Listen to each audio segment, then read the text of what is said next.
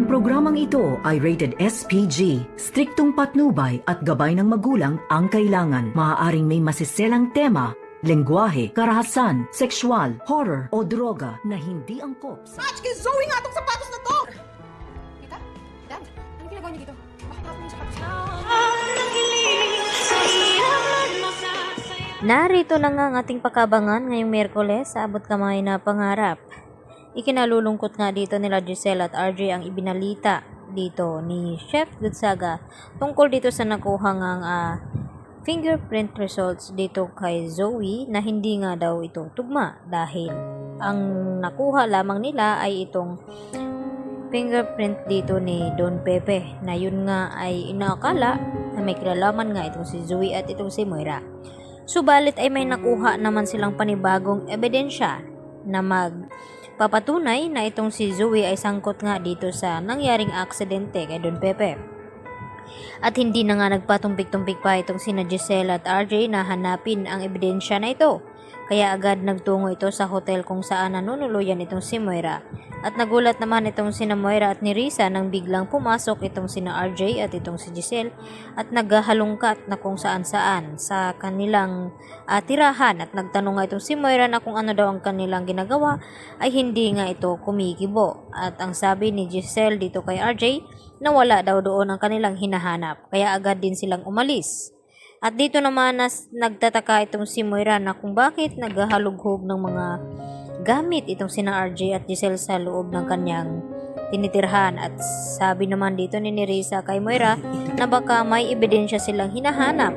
At agad naman na tinawagan ni Moira itong kanyang kakuntsaba na pulis doon kung saan ay siya mismo ang mataatay nga dito ni Moira.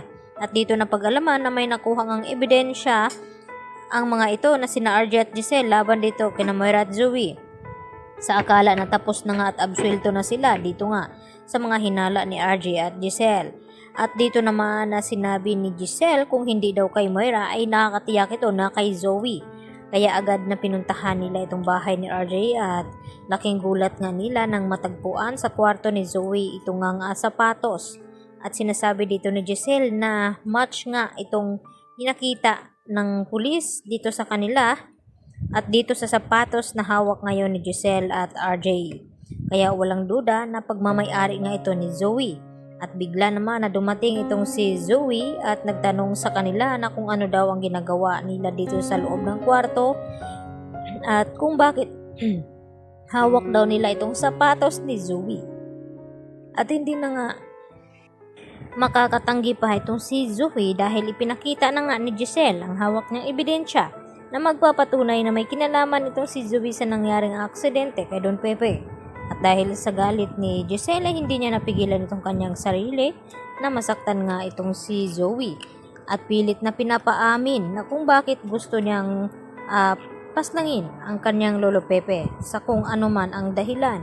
At dito na rin napipilitan na aamin itong si Zoe kung ano talaga ang nagiging dahilan na hindi niya ito sinasadya na maitulak sa bangin itong si Don Pepe dahil inagaw lamang niya itong cellphone na hawak ni Don Pepe and dahil tumawag nga ito kina RJ at Giselle.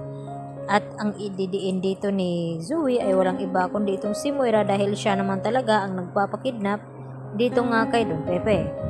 At tila nababaliw na rin nga itong si Lynette dahil sa trumas, dahil sa nangyari nga sa kanya na nilooban nga ang bahay nila ni Carlos kaya pati ibang tao ay nagawa ring saktan dito ni Lynette.